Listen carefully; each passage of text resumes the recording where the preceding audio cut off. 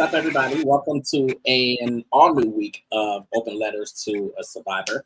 I am your moderator, James. We have our beautiful host and co host here. We have Lady Poet Speaks, we have K Love, and we have Cassandra Williams. What's up, ladies? Hey. Good How's everybody doing tonight? We're awesome. Great. Okay. Well, I think this is really exciting. We have quite a few new features that are added to the podcast. Again, for those who do not know who I am James. I am the owner of UG Digital Podcasting and Radio, and I am just the moderator for tonight. So I'm only going to be here for a few moments, but I like to come in at the top and just kind of explain some things, explain what we're going to be talking about, and just what's going to be going on with the podcast. The ladies are trying to really implement and incorporate a lot of new things, new features, new positivity, and just all kinds of stuff that you all are going to really enjoy with this podcast. And I know that K-Love and Lady Poet and now Cassandra, they are having a blast with doing this show. Not to forget about Tim, because Tim comes in with the motivational minute.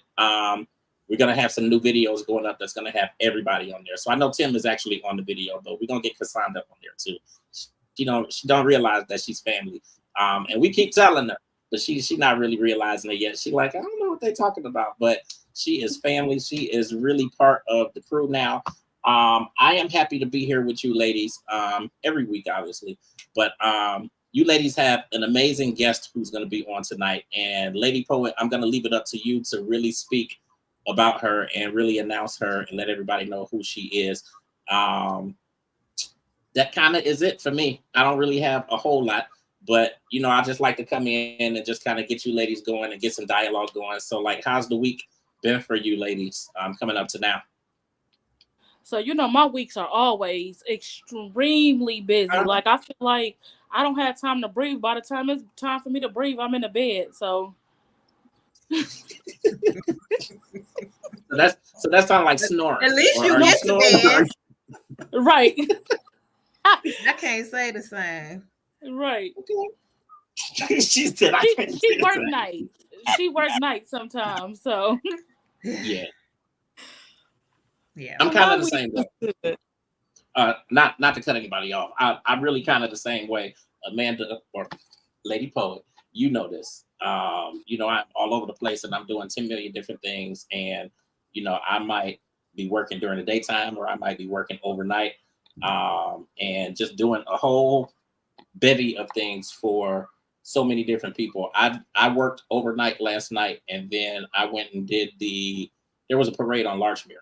And you know that my sister is running for judge. So I was actually out doing that. So I didn't go to sleep until, I don't know, 1:30, 2 o'clock today.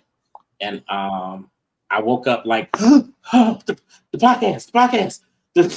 And I mean, that was like 2 hours ago. So I thought I overslept and I was good. So I, sat around playing with this wonderful feature that you're going to talk about that we will pop in once you actually start talking about it. But I'm going to shut up and let you ladies get started. I see your followers and your viewers are popping in. So welcome, everybody. We will actually get the comments up and going and the streamer down on the bottom in just a second. But Lady Poet, it's all on you. Okay, and thank you, Cassandra. We did hear you had a good week this week, so we are glad that you had a good week for us too. So before we get started this week, I just want everybody to pay attention to the timer that will be on the screen. I'm not going to give you what it's for just yet, but you'll know by the end of the show. And before I bring and introduce my guest today, I do want to add a trigger warning to this video. So if you or somebody you know that is struggling with mental health, please call or text 988, the National Prevention Hotline. You can remain anonymous.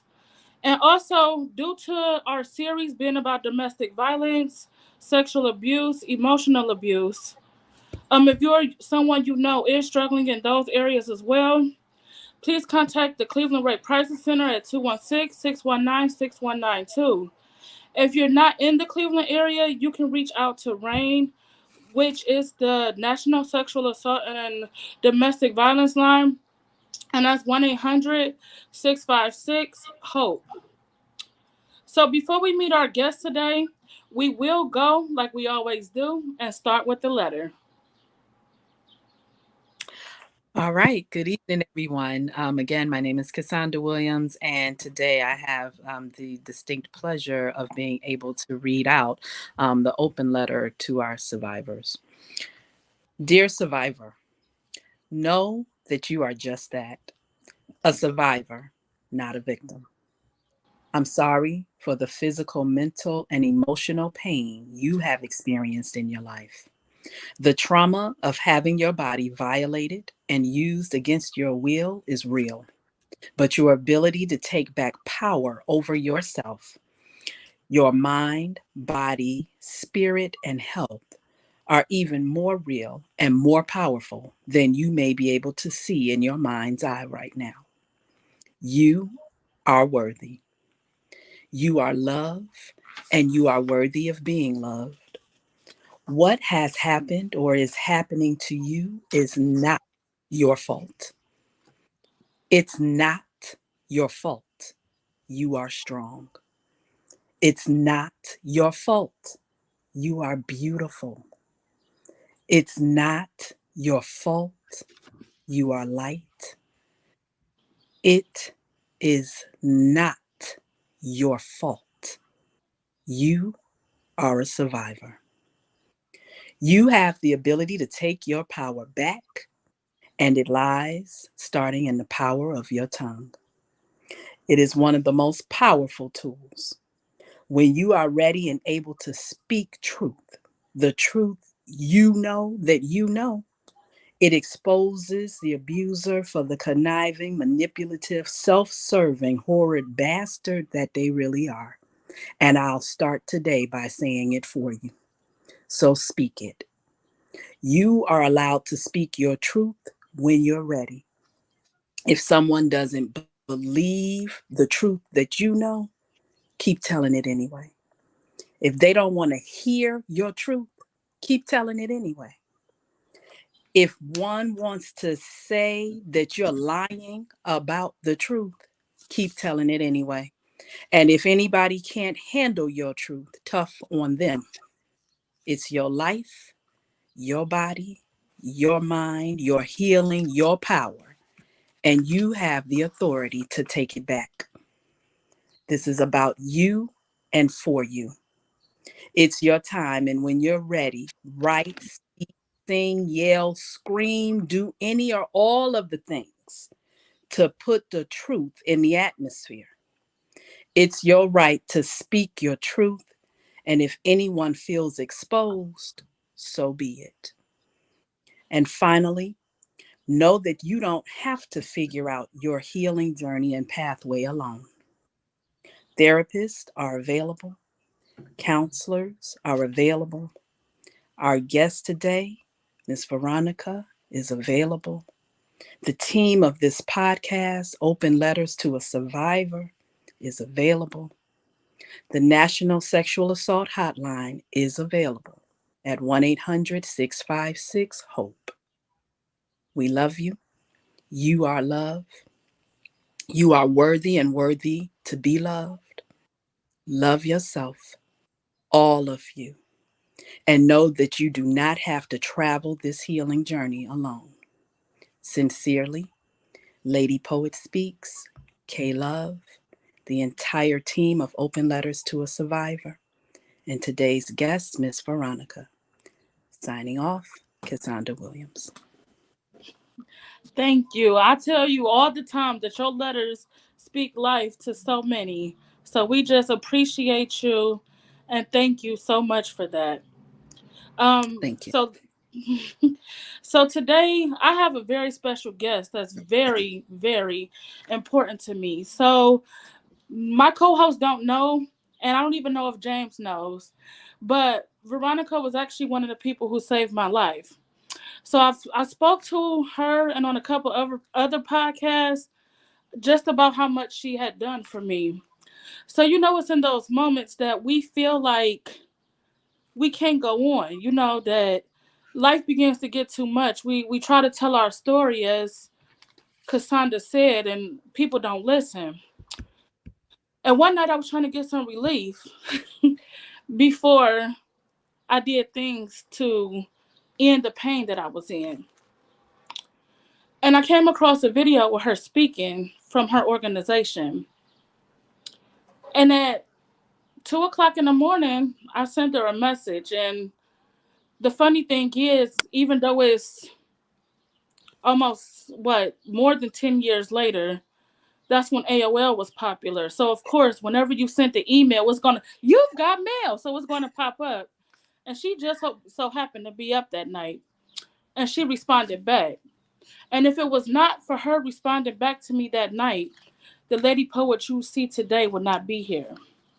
Just because somebody talked to me and they calmed my mind when fear, anxiety, stress, and pain was just eating away at my soul.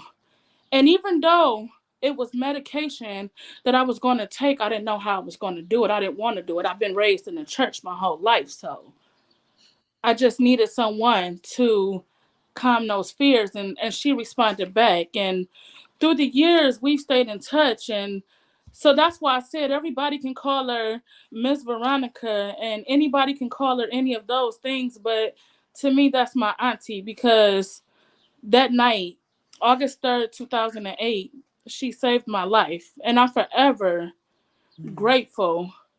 And that was 17 years ago. And she's still been there every day. When I say safe person, whenever you're going through a journey of healing, you need to get around safe people that you can call, talk to.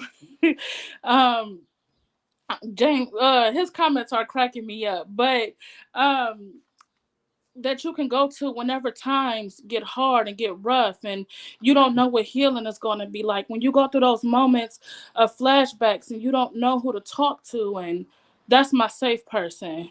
So today I'm inviting my safe person into our safe space, and you'll get to hear her incredible story of how she survived things that even we didn't think we would survive.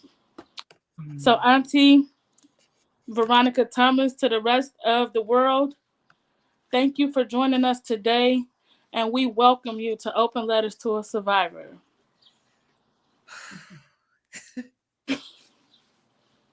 I can't even get started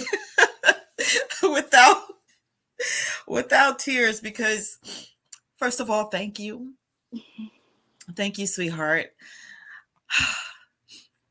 Wow. Every time we share that story. And I look at you today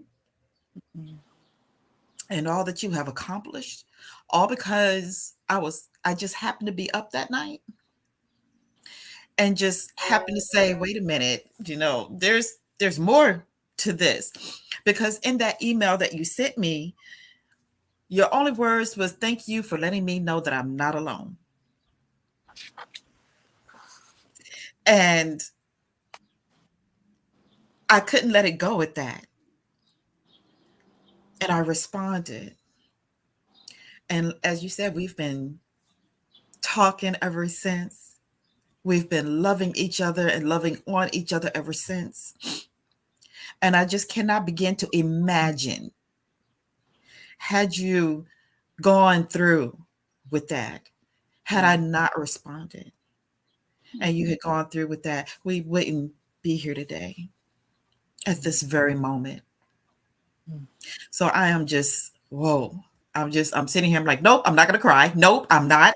It's not going to tear. Go back up. Go. No, don't do it. Don't do it. I'm saying all of this in my mind. I'm like, don't do it. Don't do it. And then I try to sneak over and get my tissue. It's like, okay, it's coming. So, I am so honored to be called auntie by you. I love you so much. We have established so much beyond just camaraderie or friendship. We are literally soul, heart to heart family. Mm-hmm. And I just love you so much, sweetheart. So thank you. I love you too, but I'm not going to mess my makeup up right now. I cry after the show, okay? Well, that's not fair because you're making me mess mine up. It's not fair. I'm sorry, y'all. We always talk about healing, but healing takes laughter sometimes. So we Yes, do it that. does. It so, indeed does. so I'm going to start with the questions, and then my co-host. Every week, my true ride or die in the game, and we done bought Cassandra on for the ride too. But my true ride or die, K Love, who's we met in 2018 and we've been rocking ever since. And Cassandra, you part of the family too. So when we come and pick you up, you just jump in, okay? Um, but we're going to start with the letter. Cassandra will jump in if she has any input or questions or anything. So we just want to know, just tell us a little bit about yourself today. Whew, a little bit about myself, huh? Wow. Um, okay, well, you already know, other than Auntie, I am Veronica Von Sil Thomas. Um, I am about to turn 60, which is like, wow, really? Okay, but thank you, Lord. Right. Thank you. Right. Thank you. Wow. Right around the corner. And I pray to God that I make it all around that corner. Um, but I am a mother of two, boy and girl, old. I have two grandchildren. I have a 24-year-old grandson. I still can't believe that he just turned 24 this year, and a 9-year-old granddaughter who is an aspiring gymnast. And she is just, oh my God, this little girl is amazing. And she also does aerial, and she is amazing. She is the only black little black girl that does aerial, but she is amazing.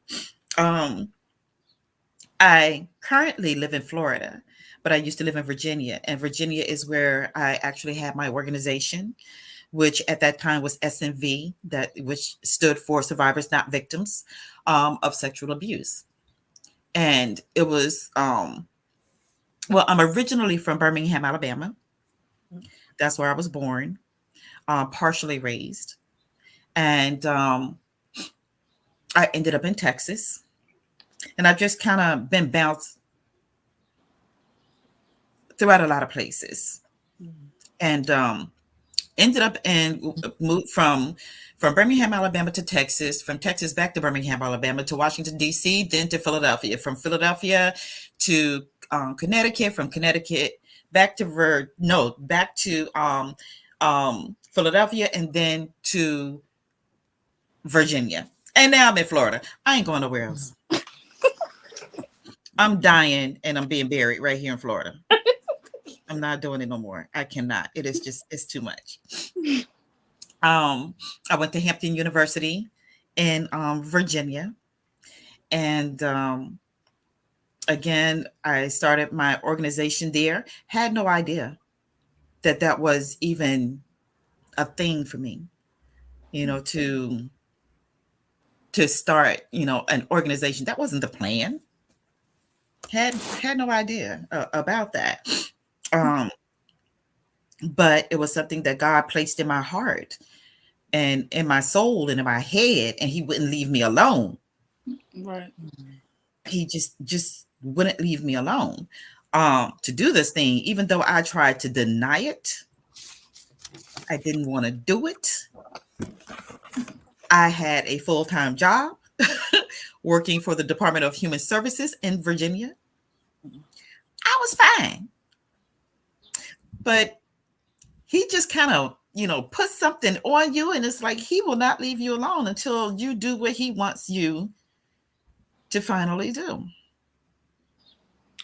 And it came to that point where it just seemed as if I had no other choice, because I kept receiving people that came into this office that was so angry and so hurt and was just going through so much.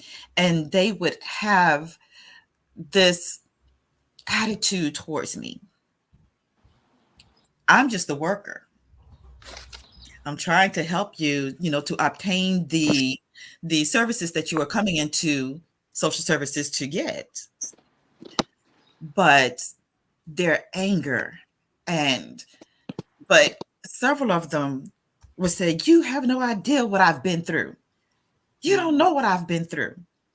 And sometimes they would literally come out and say, "You have no idea because I was a victim of sexual abuse. I was raped. I was, you know, um." And I said, "Oh, really? Okay." Said, "Sweetheart, you know what? Let me share something with you." And I would start telling or sharing my story with them, and they would just look at me, and they would calm down, and they would just it was all of a sudden an understanding. And at that point in time, it was like, "Look, let me just help you. Let me just help you take care of this, and then we can move further." And I would always end up shit. I don't know what it was.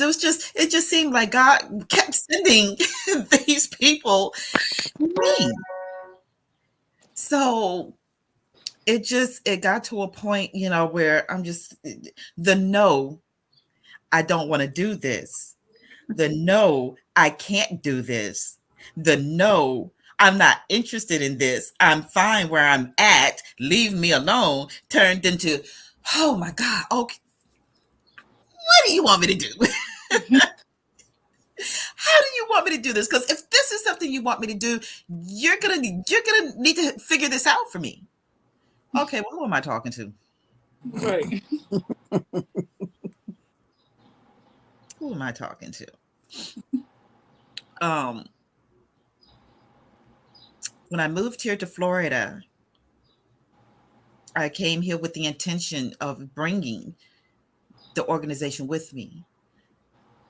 Unfortunately, there were some other plans in the play that I was not aware of. I started working because, of course, when you move to a new state, you can't just start something up. You have to make money first. So I knew, of course, I had to get a job.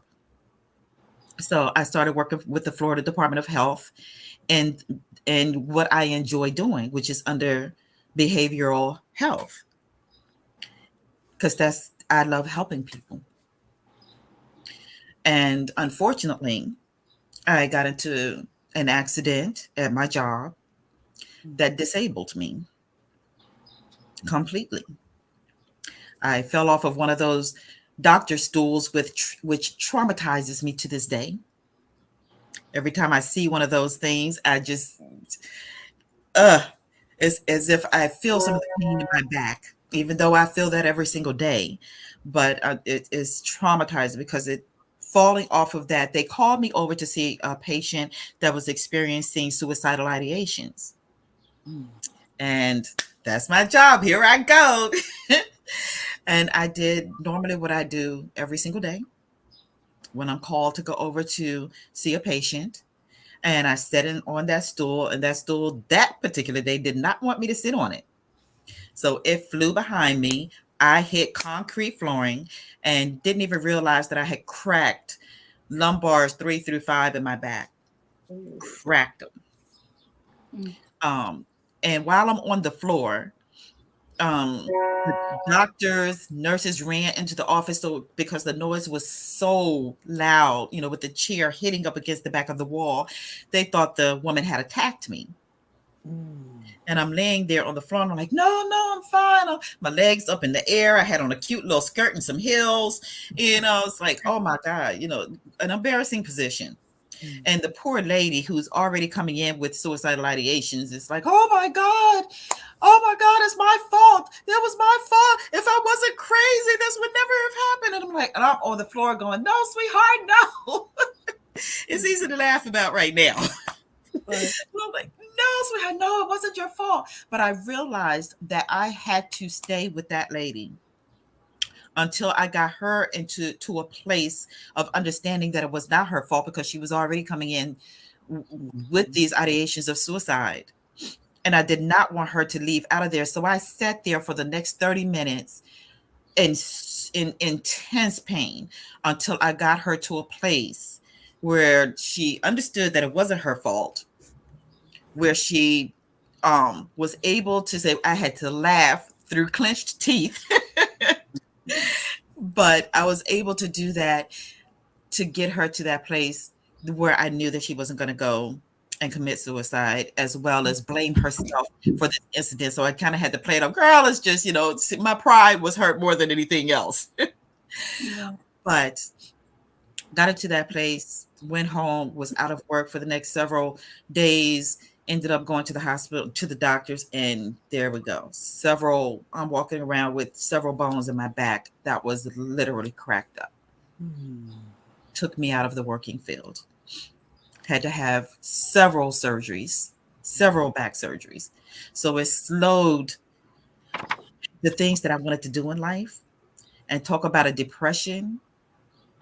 Talk about a depression. Mm-hmm. I went through it. But we have this wonderful, wonderful, wonderful, wonderful being that we have to trust and have faith in. And that is that higher being, the one that we call Father, God, Holy Spirit, Holy Spirit, Holy Spirit, God, Father, Son. And he was, got me through, got me through. Um, I know, I think one of the next question was, how did I come to start my organization, I believe. Yeah, I was actually going to ask that one. Just giving a little bit of your backstory and how you started the organization, Mhm. and then when you did start the organization, how did you handle the stories that you heard on a daily basis? Whew, okay. So going back to God giving me that vision and just putting that on me. And I'm gonna tell you, when I was still working at social services at the time in Virginia, and I was at a different office, and I had a client that came into the office, and this client had was coming in to apply for services for her 5-year-old niece. And during the application process, she was explaining to me why she was getting custody, because she was coming in for custody, but she wanted to apply for Medicaid and, other benefits for the child. And she started to explain to me that her sister, who had become a drug addict, um, because she was dating a guy that was doing drugs, and he turned her into a drug addict. And unfortunately, he started sexually abusing this 5-year-old child. And it was so bad when she finally got the child. The damage was so bad to her vagina and her uterus that when she took her to the hospital, they literally had to scrape her uterus because of all the left. And I don't want to go into too much detail because it's horrifying. But that lady and myself, we were both in there just crying. And I just had to stop what I was doing, and I just had to hold her, and she just broke down. And we were just both crying in this office.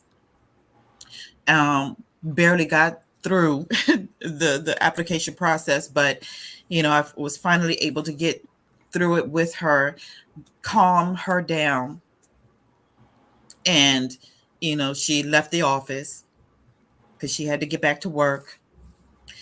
But it had affected me in such a way that I had to get out. I couldn't sit in that office. So I ended up leaving out. I told the workers outside, I said, look, I got to take a break. I'm going to take my lunch now.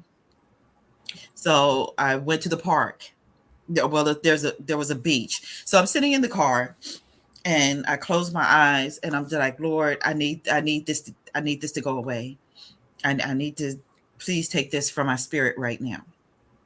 So as I'm dozing off, I heard this voice, and it was so clear. But I heard this voice say SNV. And it was so clear that I sat up And I'm looking out my window and I'm like, wait a minute. And I'm looking around and there's no one there. I'm parked in the middle of the parking lot. So if someone would have come up and they would have ran off, I would have seen them running away. But there was nobody. I'm looking, peeking, and I'm like, okay, I'm going crazy. I'm going crazy. Um, so I looked at the time and I still had some time. So I tried to doze back off. I couldn't even get my eyes closed good before I heard the voice again say SNV. And then I'm like, what? SNV? What is it? SNV? The next thing you know, I heard this same voice say survivors, not victims. What? And it was just so, and I'm looking out the window and I'm like, are you talking to me? Are you talking to me? And I always carried a notebook with me. I kept a notebook in my car. I slept with notebooks because of college and everything. And so I grabbed, all of a sudden, all of this information just started flowing in my head. All of it. And I just grabbed my notebook and I'm writing and I'm writing and I'm writing. And it was so funny. And I'm sure if someone had really seen me, they would have just thought I was literally crazy. And I'm like, okay, wait a minute. What was that? What was that? And I'm just writing. I'm writing. So I wrote and I wrote and I wrote. And then I realized the time and I had to get back to work. I get back to work and there was nobody in the office. Now we're talking about social services. Right. It's always packed. But I walked in, there was no one there. The receptionist, look, they were like, I go in my office, I sit down at my computer and I just started typing. I'm typing everything that I had written in my notebook on other things that was coming up. I took a peek out of my office door and I'm like, anybody? And they're like, no. Totally surprising. So I finished typing. I think I typed up like 25 pages of stuff, just information of just how, what this was supposed to be about, who it was for, and what to say, conversations. Just, oh my God, it was just so much stuff. And then I'm like, oh my God, I got to call my daughter. And I called my daughter. My daughter answered the phone and I said, Rachel, SNV, she's like, okay, what is that? And I'm like, Rachel, survivors, not victims. And she's like, okay, what is that? And it was just funny, but I was so excited. And I'm just like, but throughout the whole inception of this organization, God put every piece in place. From the monies that I did not have, people offered me money. From the even the logo, because God kept telling me you gotta make a logo, I was trying to get other people to do a logo for this SNV, and nothing was satisfying. I ended up on my lunch break one day going outside, and I'm just sitting there and I saw a bird. And when I saw this bird, I had a yellow sticky with me and a pen. And all I can say is God took over, because he drew the logo on that yellow sticky. I'll never forget it. And it was in the shape of the bird. And the head was the S. And then the middle of the body was the N. And the bottom of the tail was the V. And then the wings. I knew that because I do not draw. I can't draw. But when it was finished, I looked at it and I'm like, and again, I just look up and go, wow, you really want me to do this, don't you? And SNV was created. And it was amazing. It was amazing because I had no idea how many people this organization would help. I had no idea. We did so many wonderful things within this organization, and so many people that we reached, and so many people that started to share their stories with me. so many speaking engagements. I don't like speaking engagements because I don't like speaking in front of crowds. I'm always nervous. But every time I went to or was asked to speak at a speaking engagement, I would ask God first and foremost, look, please just have me say whatever you would have me say to reach whoever needs to be reached. And there were times I would just get up there and I would just blank out. And by the time I was finished, I didn't even know what I said. All I know is I would get standing ovations, people clapping and standing up. And I'm like, okay, what did I say? I don't even know what I said. Did I? And I would go to people to go, what did I say? Literally asked her, what did I say? And like, girl, you don't remember what you said? I'm like, no, I don't remember. I don't know. I would just it was God just took over. And it was just amazing. It was amazing. It was just amazing to me how he just, people would just, as I'm walking out, they would stop me or they would do a Q&A and just ask me all these questions, or catch me out in the lobby. I have never shared my story with anyone before in my life. How are you able to do that? What can I do? How can I, and we would just stand there and I would just talk to them, pray with them, hold on to them, hug them. And it was just, I was like, wow, Father God, okay. Okay. Wow. Wow, that actually is powerful. The next four questions, we're gonna reel them through because we still have to get to 10 before, and so K Love is actually going to go with the next set of questions. Before we do that, Cassandra, is there anything you want to add? Miss B, I'm sitting here in awe of your story. And that's just in forming the organization. So I can only imagine what further has led up to where you are and what you have done. And so I thank you for what you have done and are doing in supporting survivors and not victims. Thank you. That question is coming, so we're going to get into the sauce pretty soon. That well, it's just K Love will go ahead with those. Right. Well, yes, I'm in agreement that it's one of those things when God orchestrates how he wants things to come to fruition. And clearly, he had something in store and in mind for you to do, whether you wanted to do it or not. Whether you wanted to do it or not was truly irrelevant. That wasn't your business. It surely wasn't. Okay. So that brings us to one of the things that we are doing in our series for this month is a call to action. And I just want to read that real quick, which will segue into the next few questions. And we're going to keep it brief so we can move on to our next segments. So today we pledge not to let survivors fight alone. That upon disclosing abuse, we will not only stand in the gap in prayer, but assist in resources.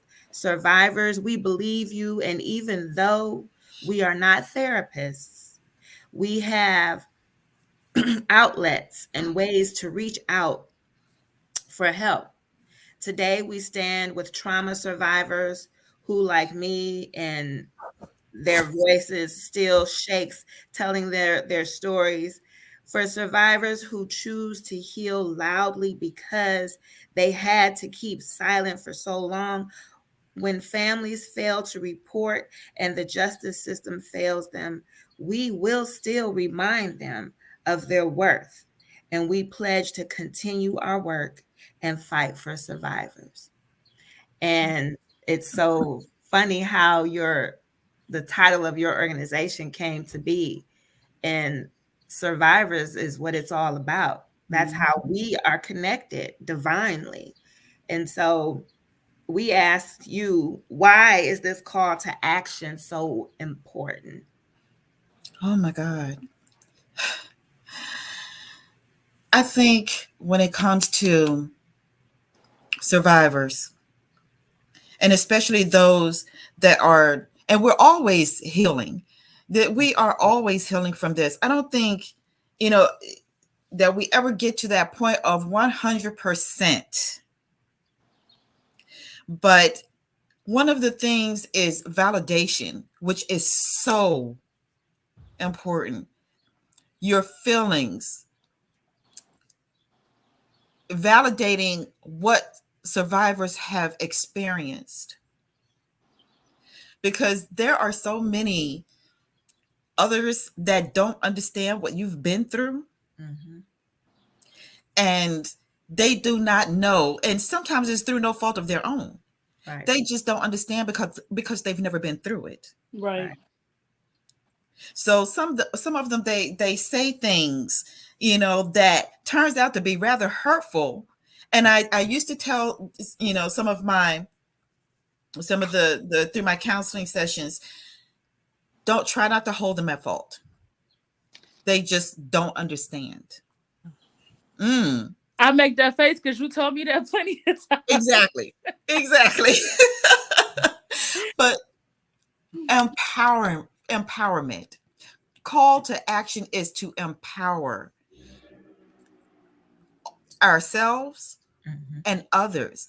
It doesn't matter what type of abuse, physical, mental, sexual, whatever traumatic abuse, empowerment. We have to regain that sense of control. Mm-hmm.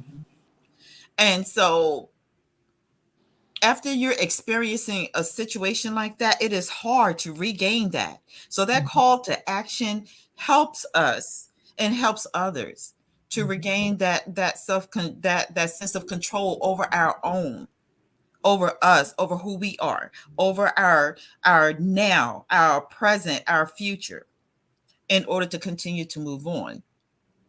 And it comes with breaking that silence. Mm-hmm. We Mm-hmm. have to break that silence. I never realized I never realized how many people out here hold that experience in because they're so afraid to share for whatever reason, because of other family members, because Uncle Tom did this, and everybody's like, no, this stays here. Mhm. We have to break that silence. I don't care who it is, Mm-hmm. because that silence, it keeps us victims. Right. Absolutely. Absolutely. Which brings us to the last few questions. Tell us about your book Oh, and what's up next for you, and then end it with an encouraging word. oh, my book. So my book is about my personal experiences with childhood sexual abuse. Mm-hmm. It was one of the hardest things I had ever done in my life, writing that book. I used to have nightmares all the time, wake up in cold sweats, up all night because I didn't want to sleep, because I knew I would have that nightmare. It was pretty much the same recurring nightmare. And I still, even when I talk about it, I can still visualize that image. And that was of one of my perpetrators riding on this horse and riding up to me, and I'm holding on to this fence, and I can't let go as he's riding towards me on this horse, and it's midnight. This is the visual that has stuck in my head all my life. Mm-hmm. And one night I had that nightmare, and I woke up in a cold sweat, and I called one of my dearest friends who is deceased now, and I woke him up. It was like 3:15 in the morning. And he said, "Girl, the house had better be on fire. Something had better be on fire. I have to get up and go to work in the next couple of hours. What is you calling me for, girl?" And I just started crying. And he said, "V, what is going on?" And I told him, and he said, "Veronica," he said, "you really need to tell your story. You need to share your story with other people. You're not the only one out here." And I said, "Well, if I'm not the only one, they don't need my story. They don't need my story. What do they need my story for?" But we get off the phone, And I went downstairs to get me something to drink. It was Kool-Aid back in those days, y'all. Went to get me some ice cold Kool-Aid. But as I get to the bottom steps, my computer was over in the corner, and something drew me to that computer instead. And I just sat there and I looked at it. I pulled up a blank screen, and all I could think of was, what am I doing? Mhm. How am I going to do this? Where do I even start? And again, that voice said, start from the beginning. And I just started from the beginning. And it took me months, months to write this book because I had to relive everything that I'd gone through. Mhm. I had to relive things that I had even suppressed in the back of my head because I didn't want to remember it. I didn't want to deal with it.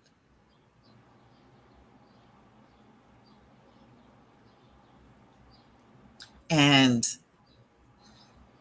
it was hard. So there were times where I wrote something and I had to put it down. I just put it down, and I had to process. I had to process it all. But I'll never forget the day that I finally finished. I wrote the end. I got to that last page, that last paragraph, that last sentence, that last period. And I sat there and I started crying. I started crying for that little girl that went through the hell that she went through. And I couldn't stop crying. Mhm. And I can't even tell you how long I sat in the middle of that bed and cried. But when I finished, I could feel it as I'm crying. I could feel it just washing through me. Mhm. And I finished, and the only thing I could say was, whew. And I'm like, wow, what in the world? Mhm. I didn't even plan on publishing this book. But my friend, he's like, Veronica, publish this book, get the book published. He read it, and he said, girl, you got to publish this book. And I'm like, I don't think I can do it. And I think the only reason I did go through with it was because he passed away, and I knew it was something that he really wanted me to do. Mhm. So I did. I published it. I didn't have it edited. I just threw it out there. And I wrote this thing raw. So Mhm. I knew the people. I was so nervous. I remember the first book I bought. Well, actually, it was several after. And when people are sold, and when people were, sign a book, and I was selling, I would hand it to them, and they would go to take it. And I was holding it. We were practically playing tug of war because I was afraid to let go. I was afraid of what these people were going to take and what they were going to read about the things that happened to me, because I didn't stop to think, should I not put this? Should I not put that? I had to get it all out, and it was all raw. So I'm thinking, oh my God, they're getting ready to read these things that happened to me as a child. What are they going to think about me? What are they going to say about me? Are they going to look at me and go, oh my God, she went through that, or oh my, you just have that fear until people started coming back to me once I let the book go. Mhm. And they started coming back to me going, oh my God, I went through this. I went through. Oh my God. People were coming back to me going, girl, I was going to wait till the weekend to read your book, but I started reading it. I just wanted to read like one page, and they were mad at me because they read it all night. I did. I read it in one night, finished it cover to cover. Before we go on, give everybody the title of the book and where to find it. The title of the book is Visions from the Past. And I recently republished my book, and I changed the title somewhat. So it was Visions from the Past, a true story. But I changed it from that to Visions from the Past, my life outcome of my story. Mm. And I did that because Visions from the Past, a true story. I don't need to prove to you that it was a true story. Mm. And I felt back then that it was so much that I'd gone through that people would say or ask, is this true? So I came to the realization when I republished this, no, this is my life and this is my story. You take it or you leave it. And that's so I switched it up. And oh, I'm sorry. And you can go on Amazon, Barnes and Noble. You just put in the title and it'll come up. But yeah. So now, what would you say to encourage someone who is a survivor? Um, To first of all realize that you are a survivor. mhm, Mm. Mhm. That's first and foremost, because, and this is what I tell people, guess what, sweetheart, you are still here. mhm, You survived, you came through. So now it's just time for you to heal. Let me help you with that healing. Trust and have faith that you're still here for a reason and a purpose. And that's whether to share your story to help someone else, because a lot of people aren't able to do that, and that's okay. That's okay. There are those of us, such as you beautiful ladies right here, right now. Thank We are here to do it for those who can't. mhm, But I encourage them to believe and have faith and determination and knowledge to know that we can and we will get through this.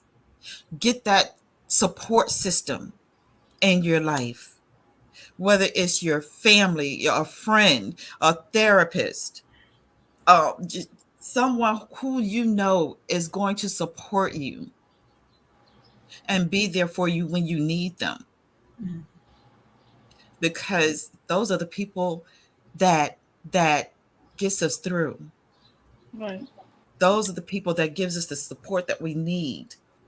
And what another thing, set boundaries. We have to learn how to set boundaries, Mhm. because I didn't know about that. I didn't understand that at one point in time. Setting boundaries, letting people know that no, no, don't do that. Because I had a thing, and I know it's just an affectionate thing in a relationship, okay, where a couple and your significant other comes up and he pats you on the butt. Well, it's Right. an affectionate thing, right? No. Yeah, If I don't like it, don't do it. that's it. And I tolerated it because I knew that they didn't understand. So I tolerated, but every time, my significant other would come up and just love tap me on the butt, my whole body would tense up. Just tense. And then I would go, and then I learned, wait a minute. No, Veronica. No, no, no. Set boundaries and let them know why you set that boundary. Right. Because that interaction, you have to learn how to say no. Mhm. You have to learn how to say, no, I'm not comfortable with that. I don't like that. And explain the reasons so that they understand. Right. So I encourage, set those boundaries. Self-care, self-healing is so important. Advocating for yourself, education for yourself and others, because it doesn't just come out the blue and we know, Right. right? It doesn't. We have to be open to learning how to heal. Right. Mhm. So thank Well, you. Thank you. I'm sorry, yes, thank you K Love, but so very much. yeah, and thank you so much for those words. Thank you for coming on today and talking to us about your organization, giving us tidbits about your story. So, in the future, Kim and I are going to start Survivor Story Sundays on the fourth Sunday of each month. So, if you're up to it in the future, not right now, we want to bring you back so you can actually tell your story and where you're going to go and what you're going to do next, but that'll be in due time. So we do appreciate you coming on today. Yeah. Again, you all of our auntie now, as James said. Right. And and so we just love you. And I actually will call you probably later on today, but we just love you and we appreciate you coming. And K Love, if you have any words. Well, I'm just gonna have to get the book so I can read this fabulous story, because we didn't get to jump into it, but we will at a later date. But Yeah. definitely, I'm encouraged to get the book, and I'm going to do that. It's a hard.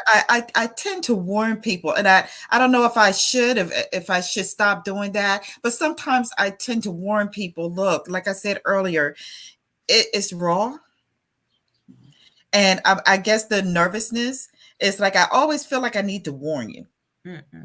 Don't. You know, Honestly, you ain't got to worry about that. Right. I'm gonna tell you like you tell me. I'm gonna tell you like my pastor used to say, if you can't take it, rub with it. So therefore, it's people that is gonna touch and it's gonna save lives like it saved mine. So don't ever put a warning with it. The only warning you need to add is a trigger warning, and after that, whatever they think is what they think. So I'm just giving that encouragement to you. And Cassandra, you pop back right on time. We are doing a closing with our guests, and then we'll jump over to Tim. Then I'm going to tell everybody about this fabulous timer that's been going on. Yeah. So Cassandra, would you like to have any closing words for our guests today? Absolutely. Again, Miss Veronica, thank you for coming on and for your time and just sharing. Like I said, the startup of your organization is a story in and of itself, and understanding that it's a calling. And I think that's something that, like you said, we can run from it in as much as we want to. You can try to hide, but when you are called to step forward, for whatever it is that you are supposed to do, that's just divine order, and it's going to happen whether you want it to or not. So I thank you for accepting the calling and for touching the lives that you have. You have definitely touched mine in a way that I had not thought about things before. And so I appreciate your sharing and look forward to you coming back to share more. Oh, she coming back. She ain't got no choice. I'm her niece. And so since I'm her niece, all I got to do is be like, don't you love me, auntie? She'll be back. And she got me. And she got me.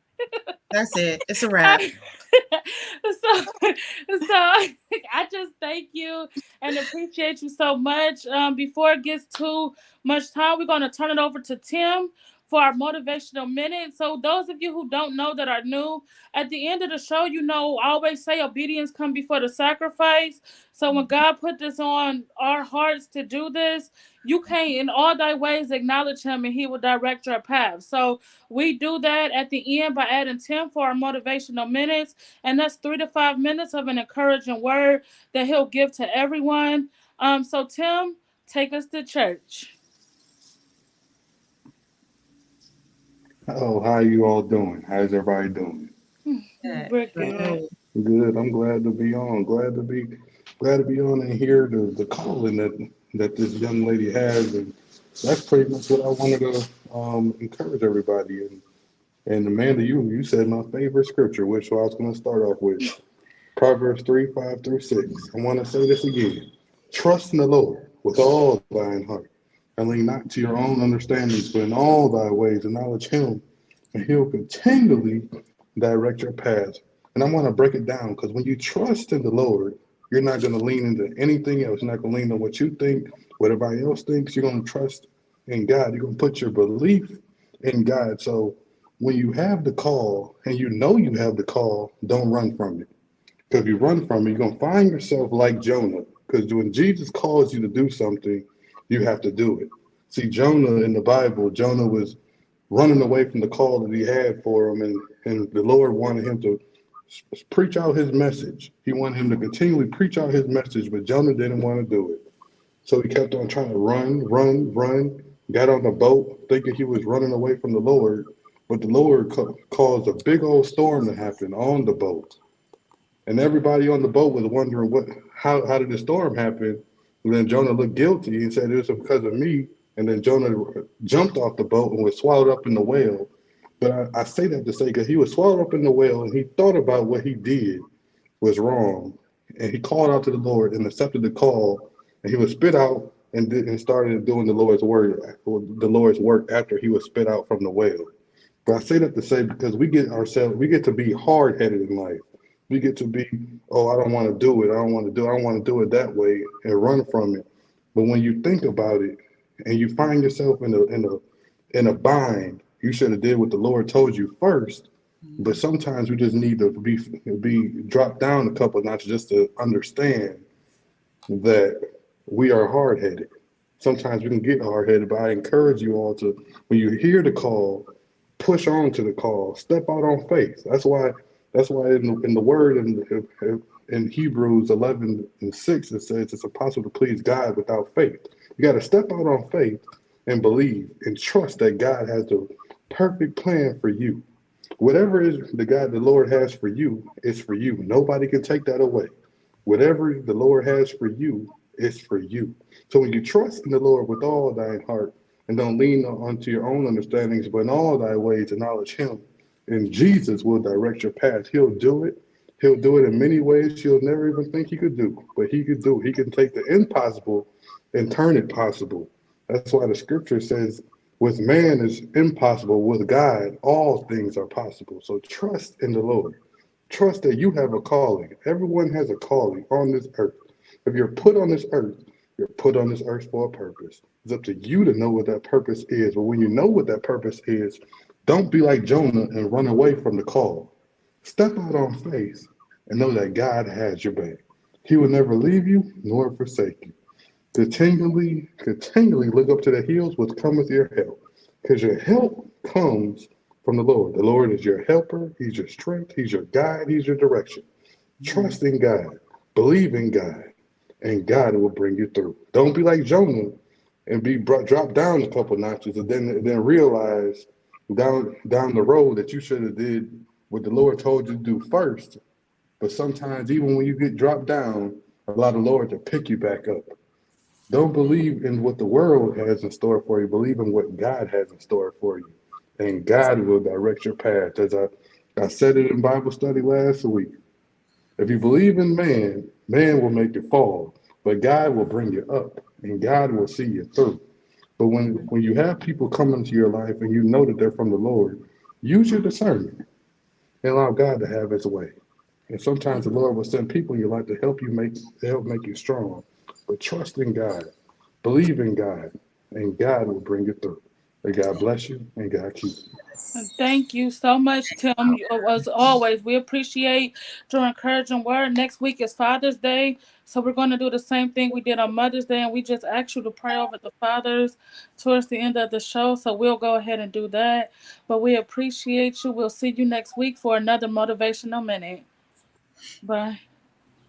All right, thank you. And before we wrap today's show up, we always got to do our spotlight segment and our let's go to therapy because that's what we do. Cassandra, you know what I always say, and what is that? We all gonna say it. Let's heal together.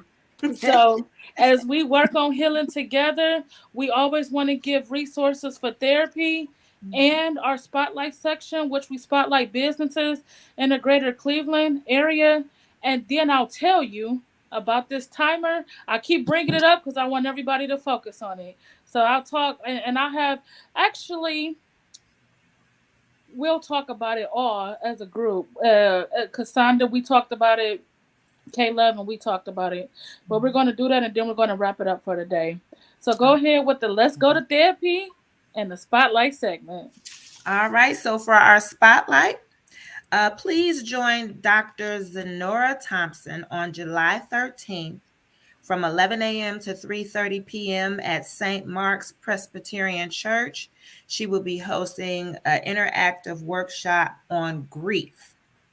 And you can call to register at 216-392-0605.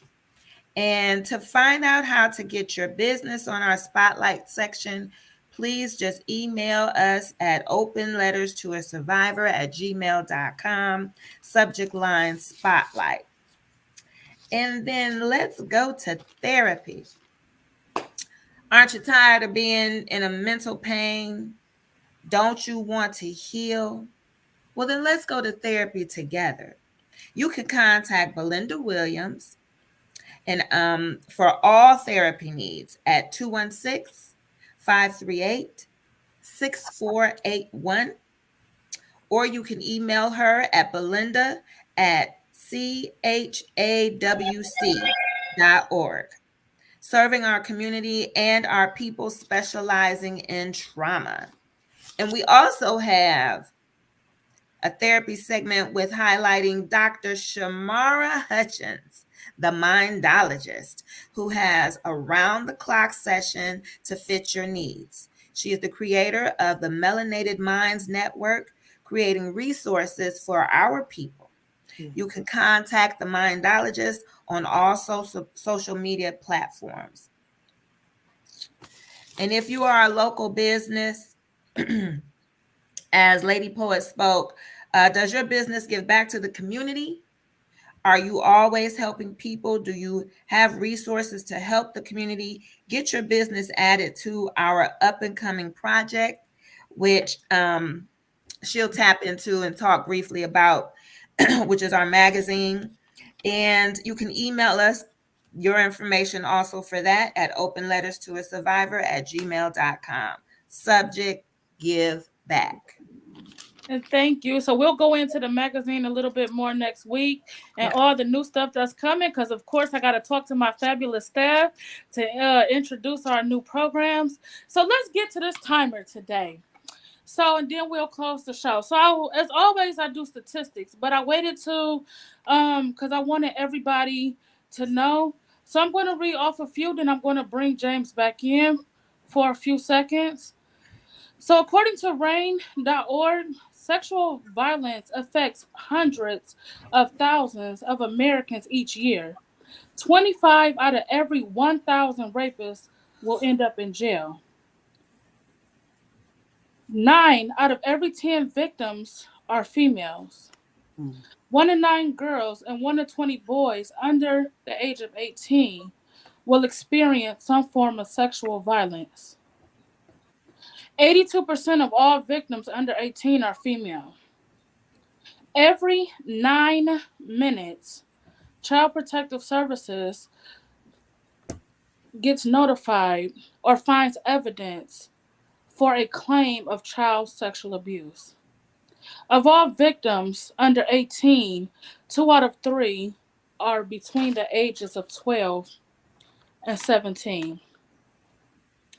Child victims also oftentimes know the perpetrator. Only 7% are strangers. 59% are acquaintances, and 34% are family members. So, as we looked at the timer today, one of the most startling statistics that I've heard is that every 68 seconds in America, someone is sexually assaulted. So, in the time that it took us to do the show, that means 61 people have experienced some form of sexual assault just in the hour that we have been talking. These numbers are startling, and that is why Open Letters to a Survivor exists. To bring these issues, these problems, and these pain to light. As always, the series has been for June, talking about sexual violence and our experiences, but we will continue to spread the word throughout the duration of this podcast. So thank you for tuning in. And I want you just to keep in mind that now 62 women or Americans have experienced some form of sexual violence. Please like, comment, share, and subscribe for more information. We are here to help. We will give resources. Each and every one of us love you. We care. And we will do whatever it takes to bring you into the life of not only surviving, but also becoming a survivor. Thank you. Like, comment, share, subscribe. We'll see you next week. We love you. Bye bye. Bye.